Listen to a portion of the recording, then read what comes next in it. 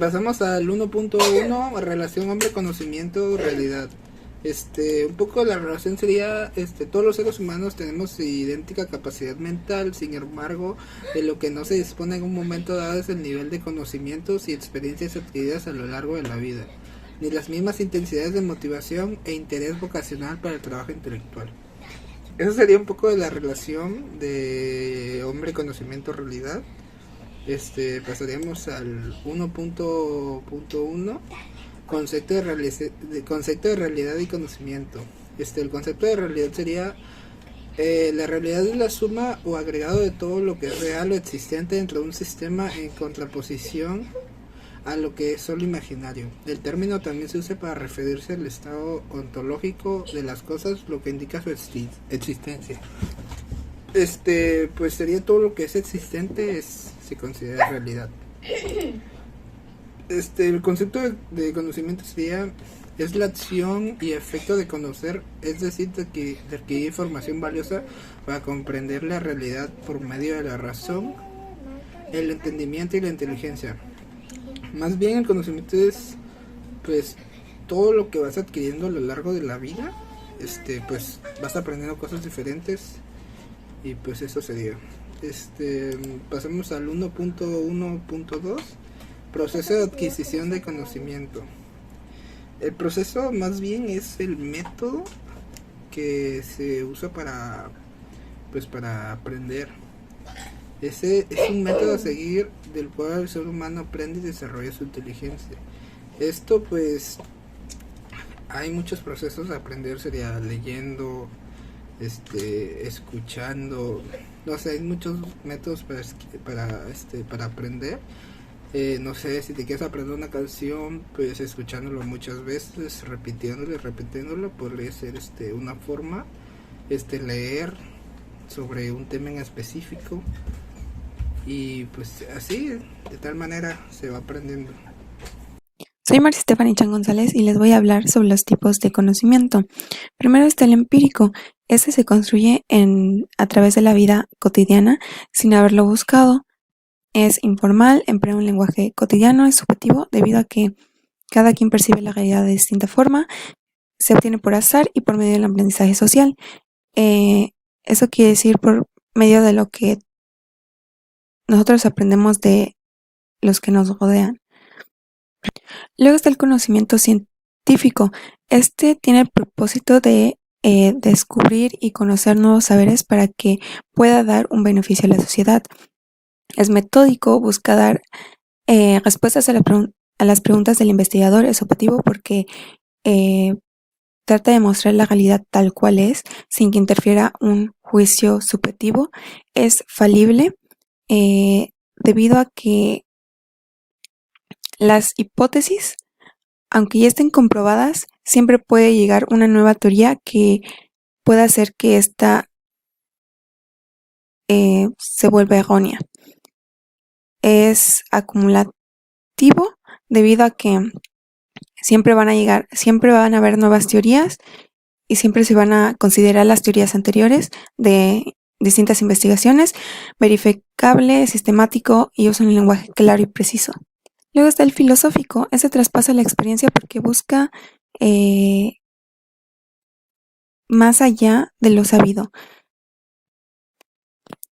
Este busca profundizar en las ideas, en las cosas que nos rodean. Religioso.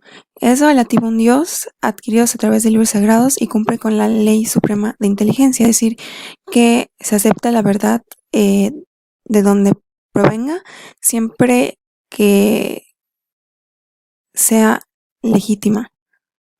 Por ejemplo, a través de los libros.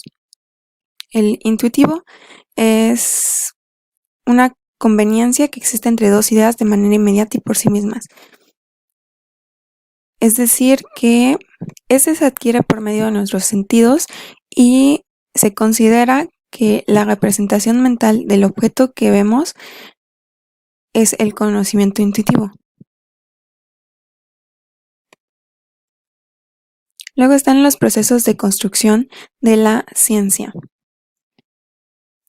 Este tiene un objeto de estudio El objeto de estudio es qué se va a estudiar, en qué ciencia se va a profundizar, y el campo de acción es si se va a investigar sobre medicina o tecnología. El método de trabajo es cómo se va a llevar a cabo esta investigación, y la teoría del lenguaje pues es cómo se transmite lo que se quiere investigar por medio de teorías, hipótesis. Luego está la definición y características de la ciencia. Pues la ciencia es un conjunto de conocimientos sobre nuestra realidad y sigue procesos para que se lleguen a conclusiones. Es fáctica, analítica, especializada, comunicable, útil y trasciende los hechos. Fáctica porque quiere demostrar tal cual es la realidad, comunicable porque quiere que se entienda y genere nuevos conocimientos. Ahora hablaremos sobre el proceso de construcción de la ciencia. Para que la ciencia se pueda construir, lleva un proceso. Y dirán, ¿cuál es el proceso? El proceso para que se construya es el famoso método científico. ¿En qué consiste? Primero, para poder construir cualquier ciencia debes identificar un problema mediante la observación. Ya que se identifica un problema, desde ahí se va a pasar al segundo paso, que es investigar el tema o el problema, para buscar más datos, de saber qué es lo que puede pasar. Ya que se tengan estos datos suficientes de la investigación, se va a elaborar una hipótesis, donde la hipótesis tú vas a formular una ley que posteriormente vas a comprobar si es verdadera o falsa. Después de elaborar la hipótesis, va el momento de la experimentación, donde vas a poner a prueba esta hipótesis para observar qué es lo que sucede en los procesos. Después que ya se investigue, se analizan los datos y se saca una conclusión. Si vemos que la conclusión y con la hipótesis coinciden en lo que pusimos, se comparten los resultados y a esto se le llama ley. Ese es el proceso en que la ciencia se puede construir. Ahora, esta misma ciencia se clasifica en dos tipos. Están las ciencias formales y las ciencias fácticas. Las ciencias formales solo tienen una existencia ideal. ¿A qué se refiere esto? Que solo son números, figuras geométricas, conexiones lógicas. No es más. Algunas materias de ciencias que se pueden observar mayormente son como las matemáticas, la estadística, son todos estos tipos de ciencias donde solo se utilizan números. No hay una estabilidad, no hay una experiencia humana, por así decir, no hay nada, solo son puras números y figuras geométricas. En cambio, en las ciencias fácticas, que estas a la vez se subdividen en naturales y en sociales, es donde podemos ver ya una inversión más del hombre, porque en las ciencias naturales, lo que son física, química, biología y todas sus derivadas, toman por objetivo de estudio a lo que es la naturaleza. De la naturaleza se va a desarrollar todas las siguientes ciencias. Y en las sociales, ahí es lo contrario, y es sino que toman como estudio principal al hombre, cómo se desarrolla con la sociedad y sus formas de pensar, de sentir o actuar. Algunas ciencias sociales pueden ser la sociología, la psicología, el derecho, antropología. Y como digo, todas estas coinciden en que el centro es el hombre. Para acabar, vamos a explicar rápidamente qué es un método, una definición muy general, donde más adelante mi compañero ya lo explicará un poco más a detalle. Es que es un conjunto de procesos y sistemáticos que llegan a un fin, tienen un fin este método, que es llegar a un objetivo o etapa. El método es un procedimiento el cual busca cumplir o lograr una meta establecida, y una técnica es una serie de procedimientos o acciones que tienen la finalidad de hacer más eficaz la realización de un objetivo. Los métodos son utilizados principalmente por las ciencias en la adquisición de nuevos conocimientos, y las técnicas las utilizamos todas las personas en todo momento. Cada técnica es única y diferente a las demás. Los métodos se dividen en no científicos, lógicos y científicos. Los no científicos se basan en la aceptación táctica de creencias, actitudes y suposiciones. Estos son tres y se dividen en intuición, tenacidad y autoridad. Los lógicos se basan en el razonamiento, Son utilizados por las ciencias y se dividen en inducción, deducción, analogía, análisis y síntesis. Los científicos. En los científicos se conoce principalmente al método científico experimental, aunque la ciencia ha adaptado a otros con un carácter científico, los cuales son el comparativo descriptivo y el dialecto. Vamos con las características, reglas y etapas del método científico. Principalmente podemos decir que es efectivo, ya que se basa en lo empírico y se ajusta a los hechos. De igual manera es autoprogresivo, ya que adapta sus conclusiones dependiendo de los resultados obtenidos en el proceso. También es progresivo, como ya dijimos, sus conclusiones no son finales. De igual manera es didáctico, ya que se puede volver a empezar, modificar o cambiar la problemática citada. De igual manera es racional, ya que hace uso del pensamiento lógico. También es sistemático, pues lleva un orden específico. Por último, es comunicativo, ya que es transmitido hacia todas las personas. El científico experimental se divide en etapas. La primera es la observación, que consta de escoger y observar un fenómeno para poder investigar. Luego tenemos el planteamiento del problema, que se basa en elaborar una pregunta o una cuestión sobre qué es lo que queremos investigar del fenómeno. Después tenemos la hipótesis, en la que nosotros tenemos que responder a aquella pregunta con nuestros conocimientos previos. Después viene la experimentación, que con base en la hipótesis experimentamos, analizamos y observamos al fenómeno. Y por último tenemos las conclusiones, que a base de los resultados que obtuvimos durante todo el proceso, elaboramos una conclusión concreta hacia el fenómeno investigado. De igual manera, el método científico experimental se rige de ciertas reglas para que se pueda realizar de manera óptima y obtener buenos resultados. Principalmente se debe de escoger y elaborar una problemática con mucho cuidado, ya que si se generaliza demasiada, esta puede pasar de un tema de investigación a un tema filosófico. Luego se debe respaldar en algo con cimientos bien fundamentados, es decir, que tenga un respaldo de conocimientos. También se debe de experimentar con la hipótesis, aceptando los resultados de manera no definitiva, ya que nunca hay que declarar una hipótesis como verdadera.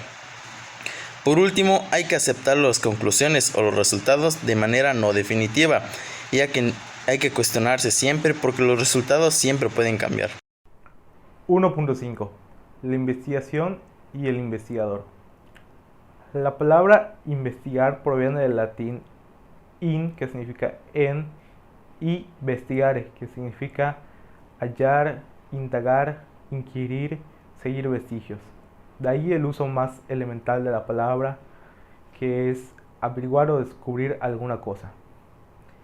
En el ámbito de la ciencia se considera un procedimiento reflexivo, sistemático, controlado y crítico, con la finalidad de descubrir o interpretar hechos y fenómenos, relaciones y leyes de algún ámbito en particular.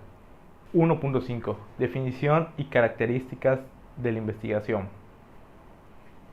La investigación es un conjunto de procesos sistemáticos, críticos y empíricos que se aplican para el estudio de un fenómeno o problema.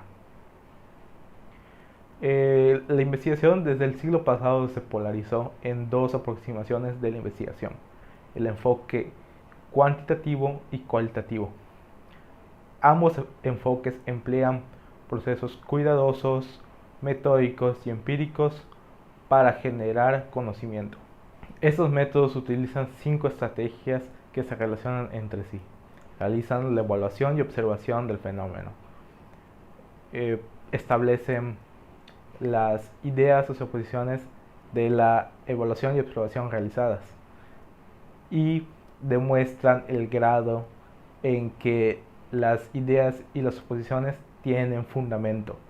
También revisan tales suposiciones e ideas con base de pruebas y análisis. Y por último, proponen nuevas ideas y evaluaciones para esclarecer, modificar y fundamentar las suposiciones e ideas, y también poder generar otras. Sin embargo, aunque las aproximaciones cualitativa y cuantitativa comparten esas estrategias, cada una tiene sus propias características. Características del enfoque cuantitativo. Refleja las necesidades de medir y estimar las magnitudes de los fenómenos o problemas. El investigador o investigadora plantea un problema delimitado y concreto sobre algún fenómeno o problema. Una vez planteado el problema, se hace la respectiva revisión literaria, se plantea el marco teórico y se generan varias hipótesis. Si las hipótesis se llegan a corroborar, se aporta información, y si se descartan las hipótesis, se generan nuevas hipótesis en busca de mejores explicaciones. Las hipótesis, creencias, se generan antes de recolectar y analizar datos. La recolección de los datos se fundamenta en la medición, y esto se hace mediante un estándar de la comunidad científica. Los datos se representan mediante números, y estos se deben analizar mediante métodos estadísticos. También la investigación cuantitativa tiene que ser lo más objetiva posible. Esta investigación sigue un patrón predecible y estructurado. Al final se pretende confirmar y predecir los fenómenos con la meta de poder formular nuevas teorías. Características del enfoque cualitativo. Aunque hay una revisión literaria previa, esta se puede complementar en cualquier fase de la investigación. La inmersión inicial en el campo significa el sensibilizarse con el ambiente o entorno con el que se va a llevar a cabo el estudio. La muestra, la recolección y el análisis son fases que se llevan prácticamente de manera simultánea. El investigador o investigadora plantea un problema, pero no sigue un proceso definido. El investigador o investigadora no comienza con una teoría, sino que primero analiza los hechos y conforme va observando, va planteando su teoría. La investigación cualitativa se basa más en la lógica y en un proceso inductivo. Van de lo particular a lo general. El investigador cualitativo utiliza ciertas técnicas, como lo puede ser la revisión bibliográfica, la observación, las entrevistas particulares, la evaluación de experiencias personales, una historia de vida, o la introspección en un grupo o comunidad. El proceso de indagación es más flexible, y este se mueve en las respuestas y con la construcción de la teoría. El investigador se introduce en las experiencias de los participantes y con esto genera conocimiento. Los investigadores no pretenden que sus estudios lleguen a repetirse. Y por último, la investigación cualitativa es naturalista e interpretativa. Hola, mi nombre es Adriana Quijano y a mí me toca hablar sobre las características del investigador. La primera característica que podemos resaltar es la claridad del pensamiento. Después está la habilidad para la concentración, la capacidad para el análisis y síntesis, amor a la verdad y la habilidad de expresión. De igual forma, tenemos otras características, las cuales son la disciplina intelectual, la objetividad, respeto por el trabajo de los demás, la honestidad y el libre de prejuicios. El siguiente tema son los obstáculos de la investigación. Tenemos varios obstáculos que podrían alentar, desinformar o de igual forma parar una investigación, los cuales son los estereotipos. La primera categoría se refiere a la forma de generalización insubstancial. Después sigue el autoritarismo. Es cuando aceptamos como verdadera la opinión o una afirmación de una persona solamente por quién es y no basado en sus hechos o razones. Después sigue el impresionismo, que es afirmar de un grupo de gente lo que solo nos consta de una persona. Después está la subjetividad, que es dejar a un lado nuestro criterio basado en nuestros entendimientos a esa persona. El etnocentrismo es solamente tomar como válidas las opiniones o criterios que nos han inculcado desde pequeños y considerar incivilizadas o incorrectas las externas. Después le sigue lo que conocemos como dogmatismo, que es erigir fórmulas que expresan conocimiento en verdades indiscutibles al marco del estudio, la crítica y la discusión. Y luego está el especialismo, que se basa en creer que nuestra área de conocimiento es la única y la importante e invalidar las externas a la nuestra.